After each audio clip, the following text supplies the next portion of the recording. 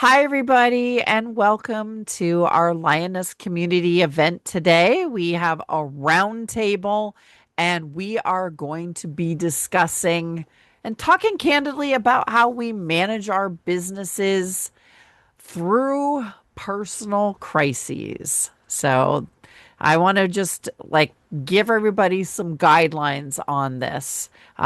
Today, our guidelines we're going to really be focusing on obviously some things that could be problematic for folks. So we're going to try and keep it focused on the business impacts and the decisions that you're making, really emphasizing the lessons learned and the practical advice.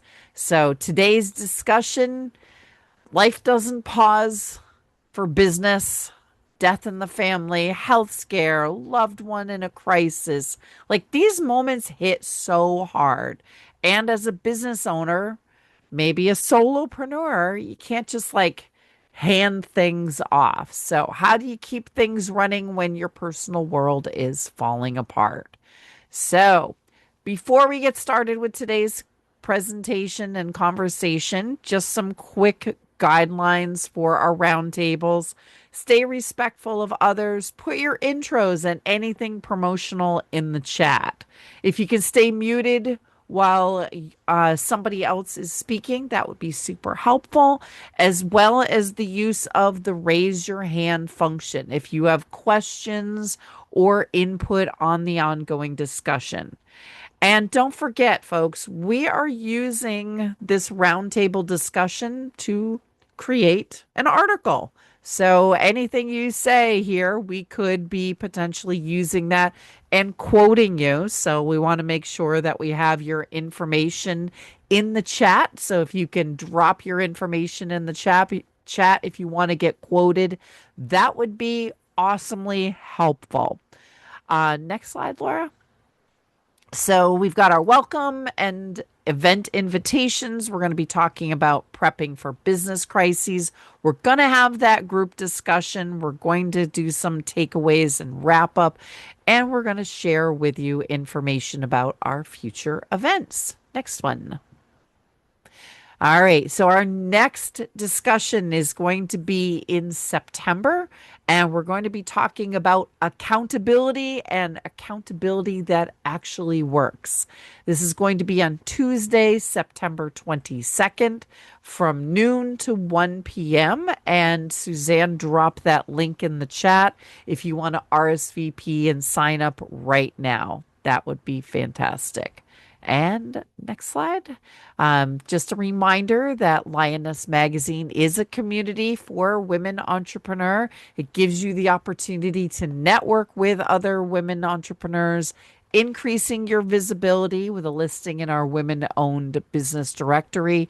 And we have a plethora of resources, tools, news, and exclusive events all in one place. So we all set there, Laura? I think we got, yay. All right. So we're shifting over into the discussion. And to kind of set the stage for this, we've got a survey, a poll for you all. So here is the poll. How prepared do you feel to handle a crisis? So are you in the no worries camp, or are you in the oh my God, if something went wrong right now, I don't know what I would do? So, no worries means I am prepared for anything. If you've got a little bit of nervousness, let me know. If you realize, things could go seriously downhill, panic, major panic. All right. So, love to get your input on this, especially as we kick off this conversation. And for anybody who doesn't know me, hi, I'm Bobby. I'm the founder of Innovation Women. So that means I'm an entrepreneur like you. And I'm also what am I? Oh, yeah, editor in chief and the publisher of Lioness Magazine. And I'm here with Laura Grant and Suzanne Drapeau today. So, love to get everybody's input on that poll, and we are going to have a conversation about the things that we can do to prepare ourselves and our businesses for any crises that is potentially lurking and waiting for you around the corner. Now, we know many of us have lived through these difficult experiences, and those experiences are valuable, but I want to just make sure that everyone has a chance to participate. So we're trying to ask everyone to share the lesson rather than the entire story. Focus on what you learned and what others can take away and use in this conversation. Let's not traumatize folks. All right. Okay. So we have our survey and we're going to share those results. Sounds like, we've got a couple folks here that the panic is definitely there for. I think it's wise to be nervous. We never know what's going to happen, and I think we've got a few folks in the room who are like, I am prepared for this, or perhaps maybe you've gone through it and you know what could potentially happen. So, interesting perspective on that. So, let's talk about what systems do we have in place? And if you would like to weigh in on this, use that raise your hand function. I will also put in these questions in the chat. What systems do you already have in place if a major crisis hits you and or your business? So I put that question in the chat. And if you want to answer it in writing, go right ahead, but also that raise your hand function. So Annie, you're up first today. Welcome. Hi, everybody. So good to see you, Bobby. I'm living in a major crisis since April 12th. My oldest son, has an anoxic brain injury and went through cardiac arrest. So I just got home yesterday after 4 months of being there as his caregiver. But the two things I would say for systems in place, which at first I was like, I get up early. I make myself get up early now because when you're in a crisis, that extra 15 minutes to an hour in the morning before you have to be all hands on deck was my saving grace to do a little work, to check an email, to do something. So getting up early is one of my systems. My second system is that I have a VA that sends out my choose letter every other Tuesday. And when I was in the midst of hundreds of emails deep that I hadn't looked at, to see it come through that, oh my gosh, I'm still connecting with people and people are writing to me. And really, I haven't written to them. But in advance, I always have 6 or 8 on the docket. So of choose letters of what I want to write. So that was such a gift because twice a month to over 6,000 people, I'm sending them a note, I'm sending them questions. And that just felt like a beautiful system to have in place when I couldn't be necessarily available. So having a consistent choose, I call my newsletter a choose letter. Life's About Choices twice a month was a huge win for me in the midst of crisis that has not ended, but that I'm at home for a minute checking email and saw this and thought, I need women. I love women. I love Bobby. Let me get in here and realign my brain to work rather than crisis. So thank you. All right. Anybody else with some interesting little systems? I like the getting up early. That one comes naturally to me. I get up early anyway. But those extra minutes, they can be helpful. All right. Anybody else with a system that they want to share? All right, Jessica.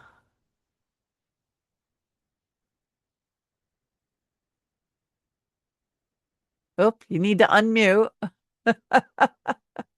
It's There there you you go. go. I think Annette was in front of me. Does that It comes up in order, got it? so Got it. Okay. I just didn't want to it's squeeze my okay. way We'll in get there. there. Good morning, ladies. I'm so pleased to be here. Just like Annie, like I saw this and I said, I need to be here. I need to be around some women. Right? We all feed off of each other, and just the energy alone is a blessing for me, just to be around you women. So, without like the whole backstory and sticking to the plan, my business started with my healing journey. So, what I created and what I use for myself is a system called Peace, Power, Purpose, and it's past, present, and future. And so I can still have my nervousness, but I check in with myself. Where am I? Where am I responding from? How am I reacting to whatever's coming up? Because I've had everything, ripped away, but I'll sense and understand that trigger in me doesn't mean that I'm there. It might be similar to something from the past, but it's not the past. And so when I use this framework, the past, present, future, I'm allowed to look at that, breathe through it, and say, I'm present, I'm here now. My past has nothing to do with this, and I'm able to move forward through. Doesn't matter how similar it might look towards or like the past crisis. And it works. It Excellent. really. So I hope that can help someone else. All right. Annette. Yeah, one thing is cultivating 3 a.m. friends, whether they're personal or professional, and letting the people that you would take their 3 a.m. call, let them know that you're there for them, um, is very powerful, because times come when you need them. And an enhancement to that is I'm reading Dr. Lucy Hone's book, Will I Ever Get Through This? And in there, she talks about understanding when you're in crisis, what your needs are, and being able to help people who say, what do you need? And be able, and she has like 7 categories so that you really can be organized and you don't have to think about it. But I find that book to be a wonderful resource. Excellent. I'm pulling it up so we can get the link to it there for anybody who's looking for it. All right. So we're talking about the systems that we already have in place. And Linda, were you trying to use the raise your hand too? Go for it. It's actually what I'm working on now is I'm trying to create some automations in my business so that it works without me. So I am creating some digital programs at the moment that I've just beta tested. I'm working on creating Facebook and Instagram ads to feed into those things so that they can work without me. And it's something I've been thinking about for many years, and it's taken me longer to set it up because there are a lot of moving parts. But I feel like it's going to give me a lot more freedom, especially at my age, to deal with these kinds of things. I also wanted to say that, and just to put a seed in for further discussion, that one of the things that keeps me up a little bit at night is if something should happen to me, what happens to the business and how do I pass it on, or how do I get, like, does it, I don't know, I don't know if that's part of today's conversation or another conversation, but kind of like the legacy of our business.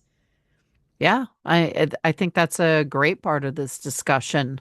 I will say for myself, I have um, every all the passwords for my business.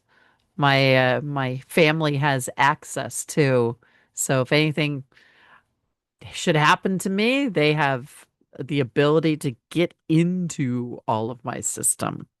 So, all right. So, moving on, like, are there things that every business owner should have in place? Like, what is the checklist of items? What are the basic requirements that we should all have? And feel free to answer this in the chat if you want to respond to the question that I just put in there. So, a virtual assistant, okay? Those are some great, that's a great thing. And like if there are basic things that we should all have, what should those be?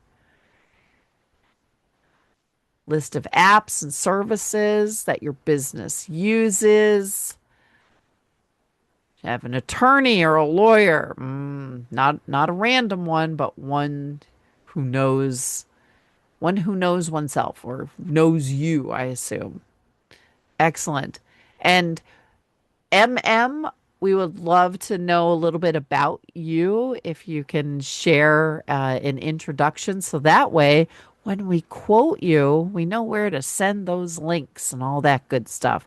And that's true for everybody here. If you're participating in this conversation, this has the potential to get picked up in an article that we do as a follow up. I love that 6 newsletters or blog posts in reserve, Annie. That's great. All right, I have a question for you all. How much of your business currently lives in your head? Anybody who wants to answer that, use that raise your hand. And what do you think about that? 12%. Annie, that is a very specific number. Well, once it goes in my head, they call me Do It Annie because I think about something and then I just go to work. I hate meeting, I hate stalling. Done is better than perfect. So I'm like, I think of it, I do it. Check it off my list. So you'll see a lot of messy and misspelled words in my work, but I do not care. I am consistent and I am out there. So that's why it's 12%, Bobby. That's real. 12%. All right. Mary, you said most of it. Yeah, I was just thinking through, and I'm just a little over a year into my business. So this is great timing as I started my business, my mom's health declined. She passed away earlier this year. I was fortunately early enough in my business that I didn't have a lot built out that I needed to manage, but I had smaller groups. But when I think about it, I was just thinking about the other day as I was not feeling well. I'm like, okay, if something happened and somebody needed to contact my clients, does my husband even know? Like, does he listen to me when I talk about my clients? Does he know? Does he remember how to get into my laptop? All those things. So I just love this conversation because this is front and center for me right now of how I build out these systems and platforms. Excellent. All right. Anybody else with how much your business is in your head?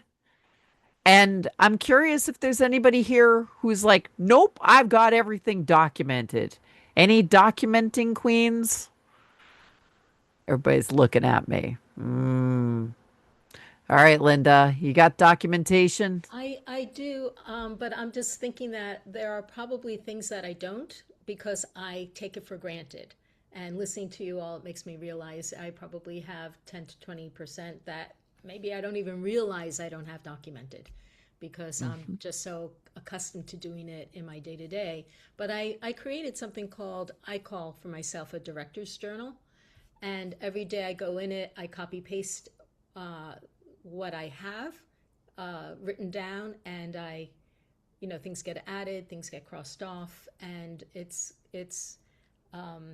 I change up the structure of it as I feel like I'm having a new need. But it's like I have a backlist, and I have a current list, and then I have the top 3 things. I always pull out just a few things to do each day, but I keep it so that things don't fall through the cracks. And occasionally I'll go into my backlist and I say, nah, there's no way I'm going to do that. That's really off. So it's useful to see, when something is on a backlist long enough, what it isn't relevant any longer, and vice versa, what things actually come forward from that backlist even after a long time. All right, lists. Who's got cool lists that they're using for their business? Like client lists, supplier lists, task lists, employee lists. Any that I missed from our list makers?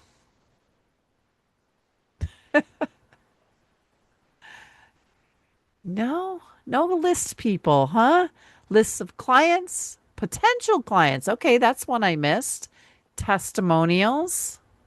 Excel to track client and vendor lists. Judy. Well, I have a CRM that is pretty outstanding, and I it's based on Go High Level. My service is through First Contact, and in there I can identify who's what. I can tag people. I can create smart lists. I have information that goes out to, depending on where you are in the process. And what I like about it is I can keep everything very clean and I can update it. Plus, it has AI built into it. And I was just going to say, I really rely a lot on Claude right now to help me stay on track because I can get really distracted. And it will actually give me pushback if I try to do more projects than I say I can handle. So that is really helping me get focused, stay focused, and think it through. Because as someone who can come up with, 17 different things to do before breakfast, that isn't the healthiest thing for business or for personal life. So I'm using them interactively because I've given Claude information about me. I fed in my Gallup results of my personality. So it knows here's what I do really well, and here's where I can just go somewhere else. And that is very useful. So I use it as a thinking partner, and I really love that. Nice. All right. I did put another question in the chat. What information or processes would someone else need to know if you suddenly couldn't work? What is it about your business? Like, could somebody even take it over? Do people think that somebody else could go in and run your business if you were suddenly incapacitated? Or is that oh, hell no? No, I see Lisa shaking her head. Like, nope. All No, right. no, I got an unmute notice. No, not the way things are right now, but there have been times when I have been off and on trying to launch online trainings and things that once they are in recorded mode, a lot of it could be done without me, or without too much of me. And that is a plan regardless of whether there's a crisis or not.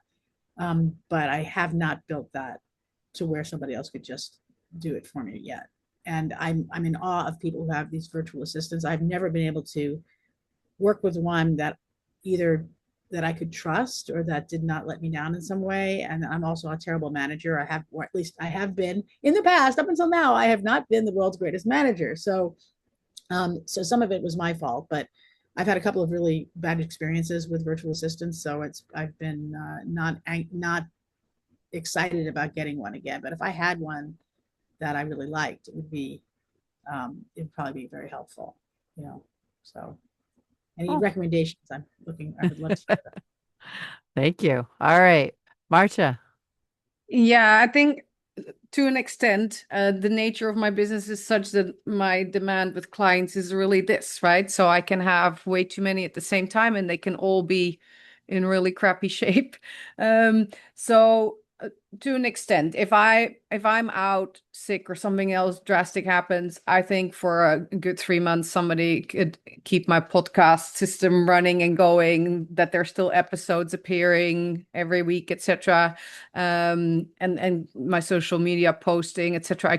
That could keep running, and I've set it up so I work with a virtual assistant, but I can upscale that or downscale that, and I also have a referral database that if I have gigs that don't quite suit me or I run out of capacity, there's other people I use. So to an extent, because of the nature of my business, yeah, bits and pieces of it, not necessarily long term. It's not a sellable or transferable entity. That's also not what I intended to build, to be honest.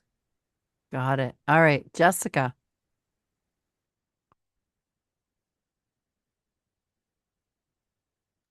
There we go. So I kept running into this problem where I was doing this a lot of like done for you systems, and I kept kind of questioning myself, or where am I missing the big picture? Where is my part in this? And so things would kind of fall apart. So then I went on a hunt with trying to find someone that would help me with kind of end stuff, IT stuff, helping me create my systems, my course.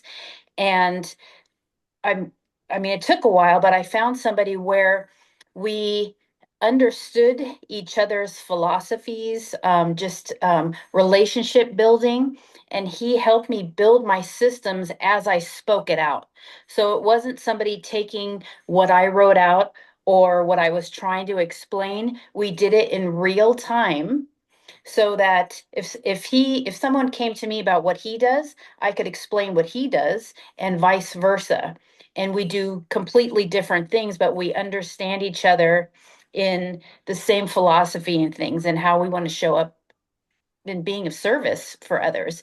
So that, I mean, I just started this a few months ago, and it has changed everything. It's helping me understand what I'm good at and what other people are good at. Nice. So I'm gonna actually launch a little like quick poll. I'm curious, who here is a solopreneur? All right. So this poll is like it's just me. Mostly me. Maybe you've got a VA, maybe you've got some virtual team members or folks that do some work for you. And then the I have a team folks.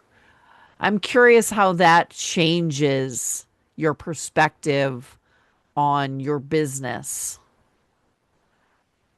Wow. All right. So if we could get those real quickly, because right now it doesn't look like we have a lot of people that have a team. Is it just me? Okay. All right, I'm ending that poll. Last chance and sharing the results. So, more than half the folks here are just me's. It is you and only you. And 43% mostly me. So 57 to 43 and nobody here with a team. Mary's got a question. Anyone using 1099 contractors to supplement their work for heavier volume activities? Anybody? Any of the mostly me's? Lisa? Okay. Marcia? So 1099s for you. We've got some folks with VAs and web design. Drop that info into the chat if you have people who help you, maybe task specific people. One of my recent classes that I was teaching, one of the questions that came to me was, when do you decide to get help? And what is the key thing that you're getting help with? So that's always a good conversation. Anyone want to chime in on the I got help? I have collaborators. I have people I work with. Who is that first? I'm not going to say hire because it was not employee base, but who is the first helper for you? Anyone who has one of those? Like, give me a wave, raise your hand. First helper, VA. Oh, there we go. Annie? Yeah, I was gonna say, I use the word VA a little bit loosely. I am a face-to-face, person-to-person person because I like speaking live, so I want to work with people live. So I always get involved with chambers and rotaries wherever I live, wherever I'm visiting. I try to do that. So when I first moved to Fort Myers Beach in 21, right away I joined the chamber and I met the membership director for them who kind of works full-time, part-time, but very flexible. And I said, hey, I'm looking for somebody that's good at flyers and different things. And I ultimately hired her. So we don't have any set. Some weeks she works 2 hours for me. Some weeks she works 20 hours for me. But she's fantastic. And we just created some new PowerPoints that I'm really excited about. I have a big keynote coming up in September, and I'm like, I need to up my game a little. And so I kind of gave her what I had, and then she took it. So she does my choose letters, she does my handouts, she updates my PowerPoints. I am not a techie person. I am a face-to-face, word-to-word sort of person. Um, she doesn't edit my books. I use a different team for that, but she's fabulous. And so I really recommend that, going to your chamber and seeing who works at the chamber, because they're usually like kind of part-time and they're looking for a little extra work. So she can do websites and lots of things, but for me, I already have a web designer I've been with for 15 years, so I stuck with her. So just asking at the chamber seemed to be a great thing for me. And she's been phenomenal. I've been with her for 5 years, whatever. So great. Nice. That helps. Mary, you unmuted. Did you have something to chime in on that? Yeah, I was just gonna say, well, coincidentally, I have a meeting with our local chamber membership person this afternoon, so that's perfect timing. And I also like to support other small businesses locally, so that is a great opportunity to do that. I was gonna ask as a part two to that question. I know a lot of people have mentioned using like virtual assistants or people for web design and that sort of thing. I was curious if anybody I'm a leadership development coach and facilitator. And so as I've put proposals out, there have definitely been a couple of times where I'm like, oh, wow, if all of these come true, I don't know that I have the bandwidth to support all of them, or I'm going to go back to working 70 hours, which I didn't want, that was part of me starting my business. So I've been starting to build a community of other trusted coaches and partners that I know potentially would subcontract with me so that it's still under impact talent strategies, but it's not me necessarily doing the work. So I was curious if anybody had that type of setup and how that has worked. Yeah, I will say that our agency, we have something like that where we have some partners that we work with, mostly very project specific. Like we have a developer we work with, we have a videographer we work with. But when we're not as busy, some of those things get done in-house. So, Marcia, did you have an answer for that one? Yeah, I do that a lot. Some of the gigs I take on are too big for me or require a certain expertise or but and I go to people already in my network, but I operate in the network that I also came out of many people who now work for themselves, so other independents. Um, but I need to have a I don't need to operate the same, but I need to know that we can have it out with each other on approach if need be, right? And that we can also respect each other, saying, "Oh, it's I've also been brought in by others as the extra person, somebody who runs a big coaching firm and then had to coach really senior people, and she didn't feel equipped to do that, and so I came in for just those people. They're also all guys." She didn't feel comfortable with. So yeah, I think it needs to work from a personality perspective. If you're a small organization, you can have all the setup you want. I trust on the gut kind of, will it click? Will we be able to work together? And I've not had a lot of negative experience with that. I'm also partner in an energy company where we run an entirely business like that. So we're taking on gigs and then resourcing it entirely with independents who have the right expertise. And in certain industries, that's very normal. I think if other people are also independents, that can be a very successful model. Excellent. All right. I popped another question into the chat. Should business owners have an emergency network of people they can call on? And what would that network look like? Does anyone have an emergency network? Anybody? Okay, I'm seeing a few nods, right? What does that network look like? Is it other business owners?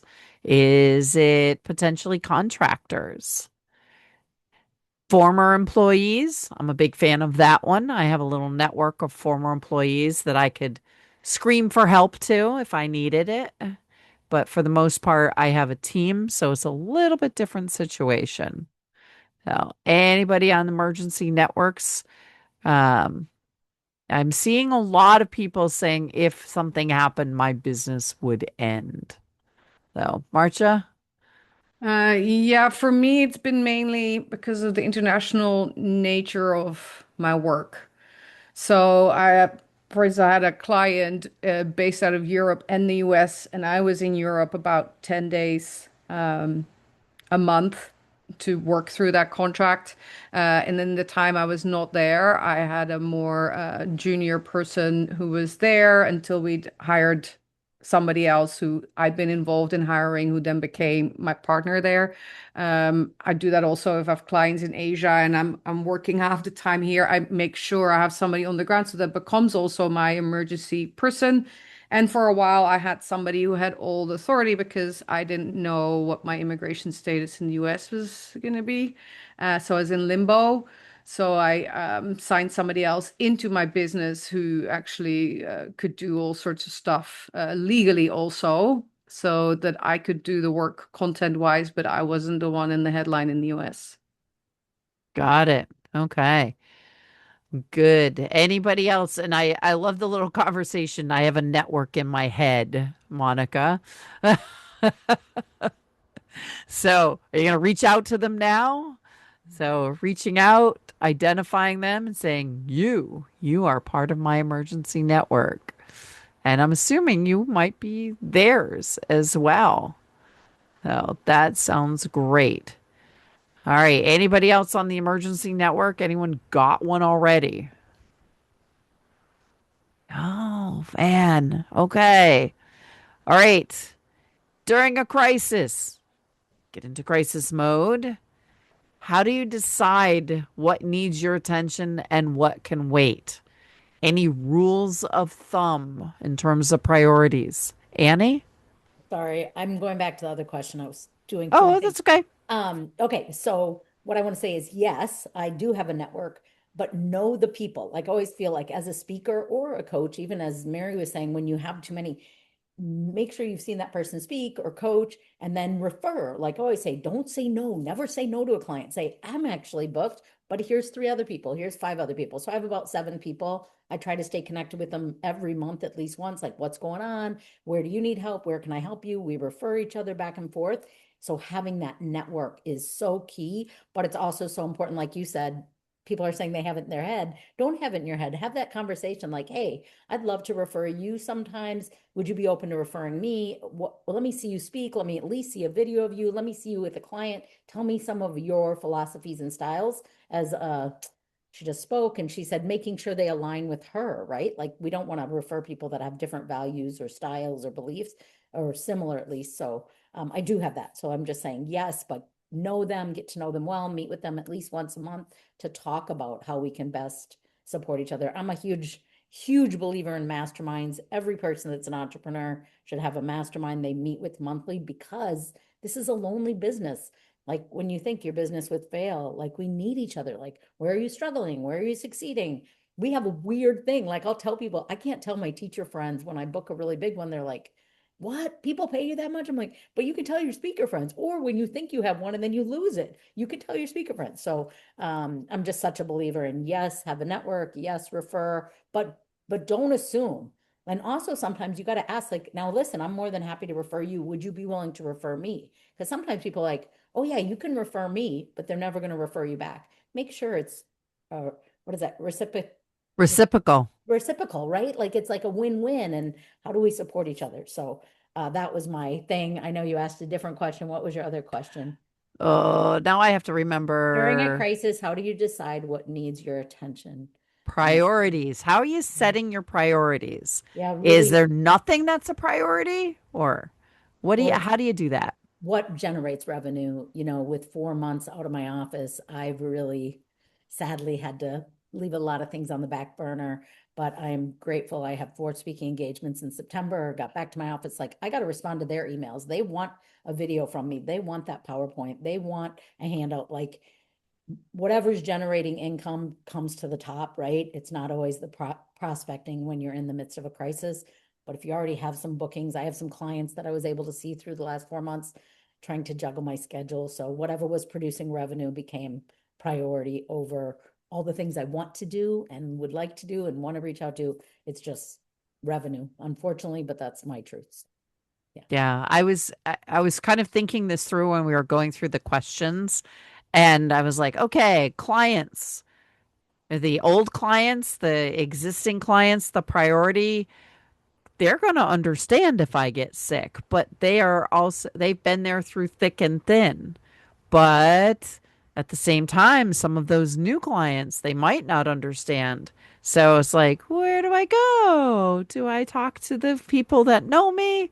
So, again, I'm fortunate. I have a team. Something happens to me, everything keeps moving forward. But if you're on your own, that's hard. That's very hard to get that going. So, figuring out your priorities in advance. Here's one that I have personally struggled with. We've talked about this inside Innovation Women's Speaker Friends a little bit. You're sick. You have a speaking engagement. You're not 100%. Do you cancel knowing that you're canceling and you're leaving them kind of in the lurch? Or do you go on at not 100%? It's same thing really with clients. When is it appropriate to tell people I'm sick or I'm dealing with a personal crisis? The show must go on is definitely one way that a lot of people have of dealing with it, but other people feel really strongly that if I'm not 100%, I shouldn't be going on. Judy, what do you think about that? Well, because I've been there. Um, in 2014, I was dealing with ovarian cancer. And I knew everyone was going to know something was up because I was bald for most of the 6 months that I was in treatment. And I told everyone. I told my clients, I told my network, I told my family, my friends, and I said, I will show up and I will be able to do certain things. And there's some things that I probably will have to, back off from. What helped me with that is being completely transparent.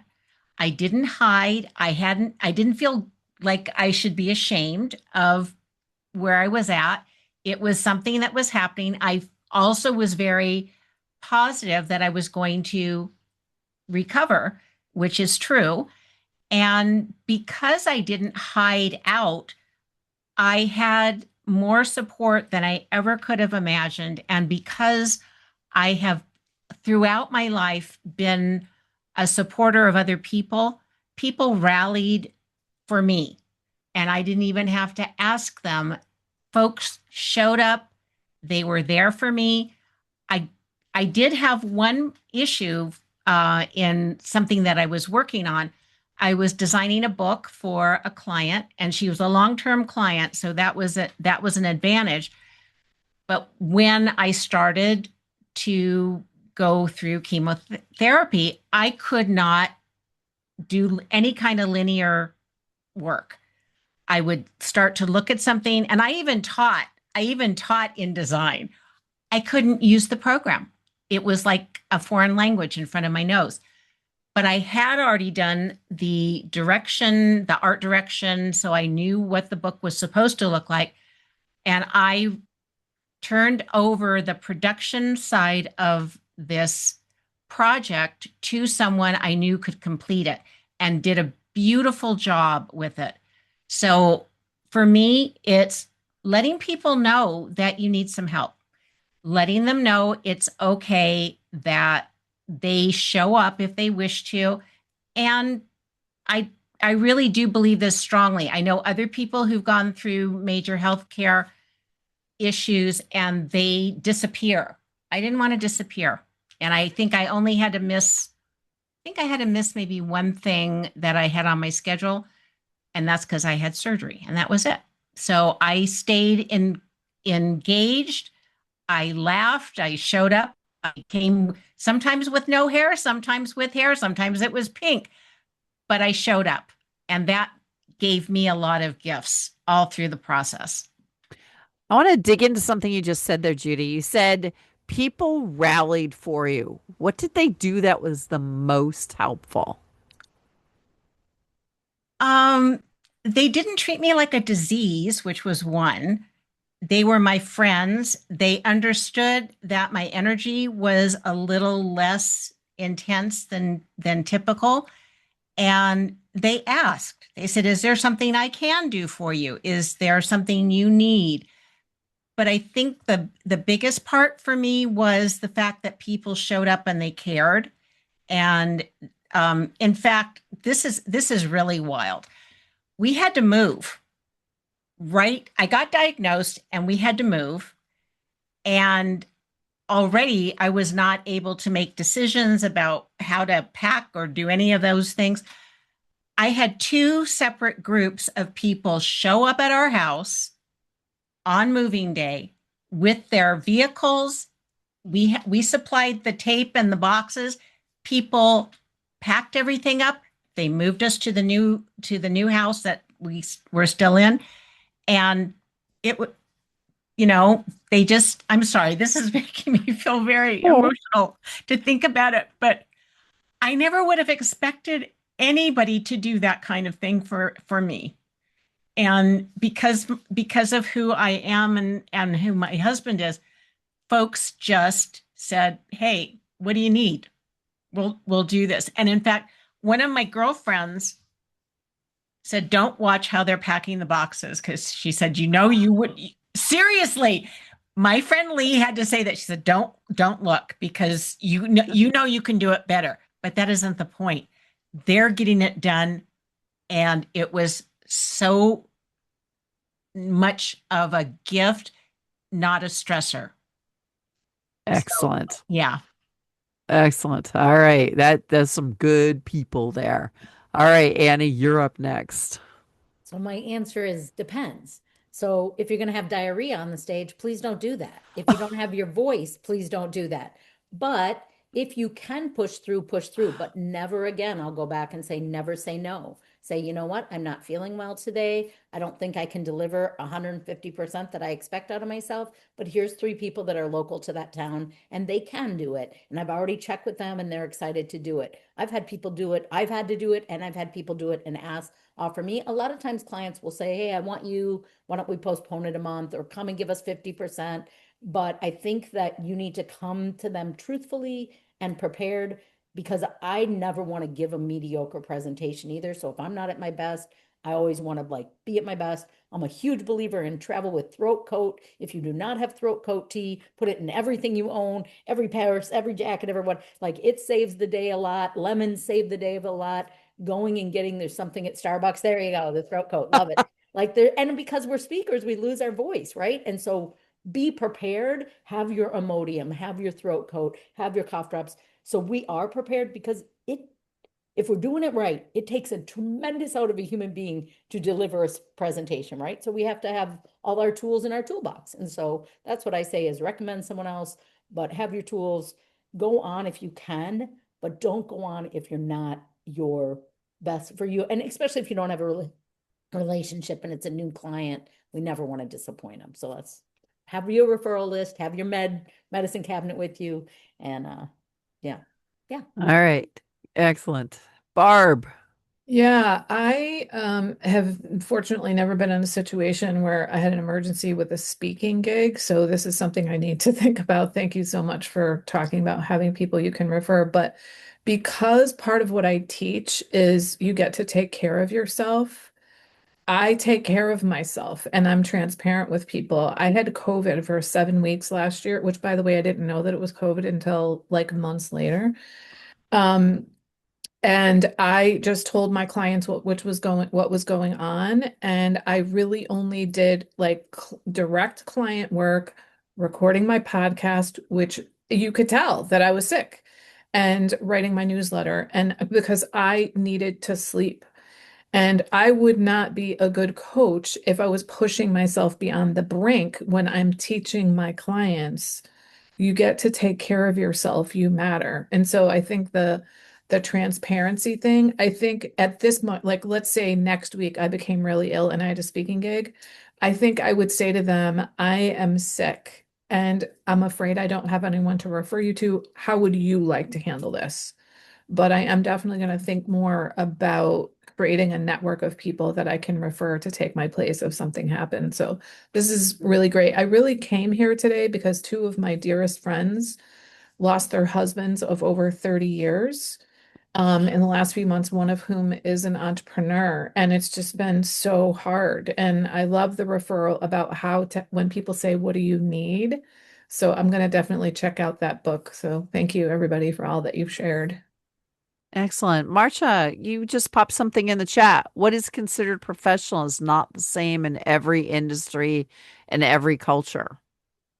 So, want to, Yeah, I think the I think I see a little too much oversharing happening in places where that's not appropriate. So I just think that you can have your own standards, but then and then that should inform your decision, but then how you communicate it might be very different from that, right? And so I think you deep down we sort of know what would be considered professional in these situations, right? And that should drive the answer as much as anything else.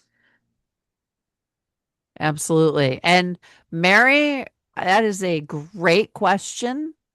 I'm reminded of a story from a speaker who went to a resort on an island on a plane, kind of during the tail end of COVID years. She got COVID on the island, could not obviously leave her hotel room, and could not do her speaking engagement. But the problem was she could not fly home because the airlines were expecting people to test negative before they got on the plane.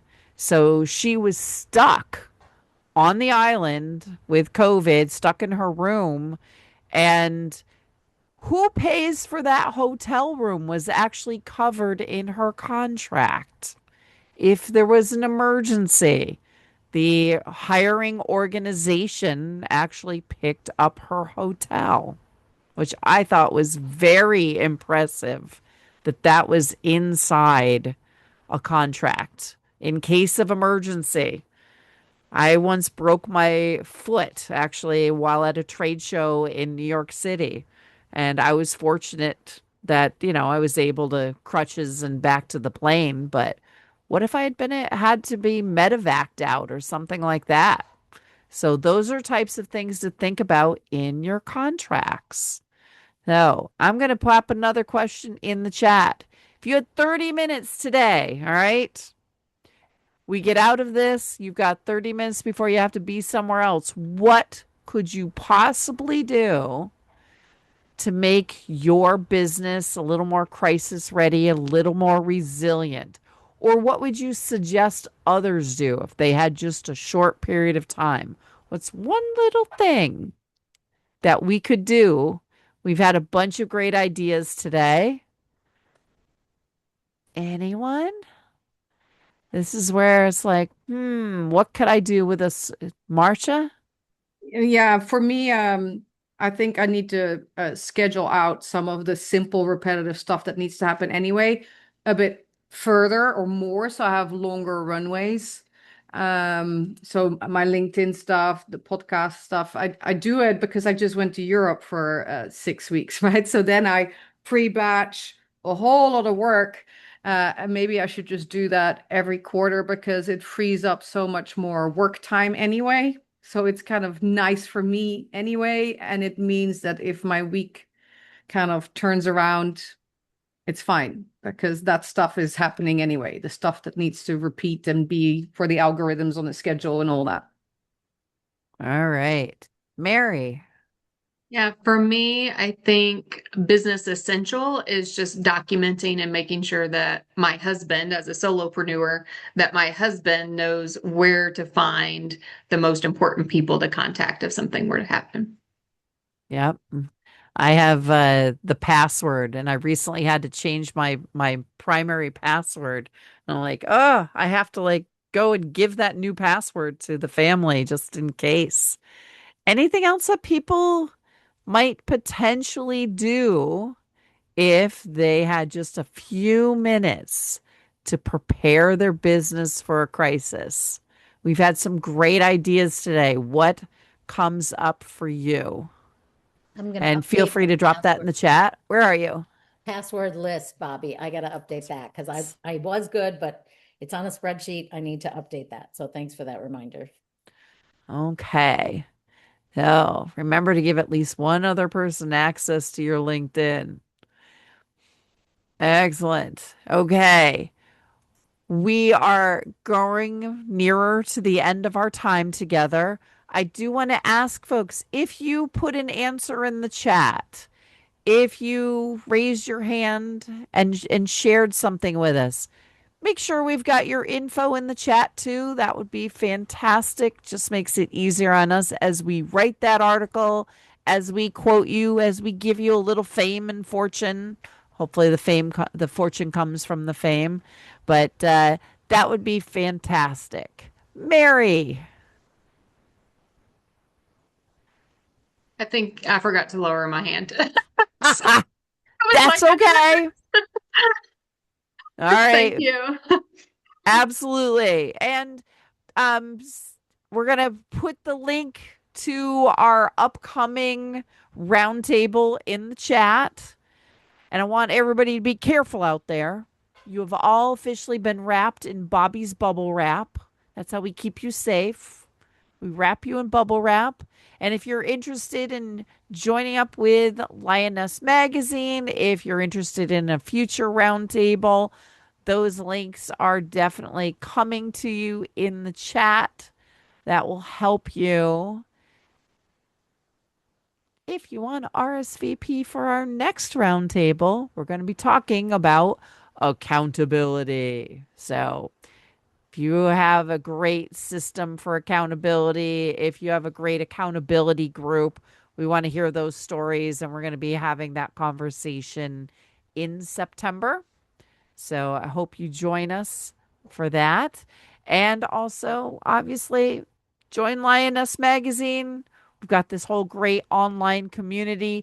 And if you're an Innovation Women member and you're an entrepreneur level member, you have that entrepreneur membership in Innovation Women.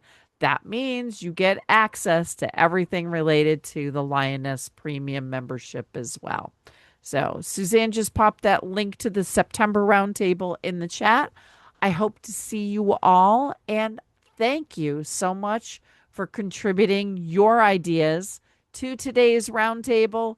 Keep your eyes open for that follow up article. Thank you again, everybody, and we'll see you all soon.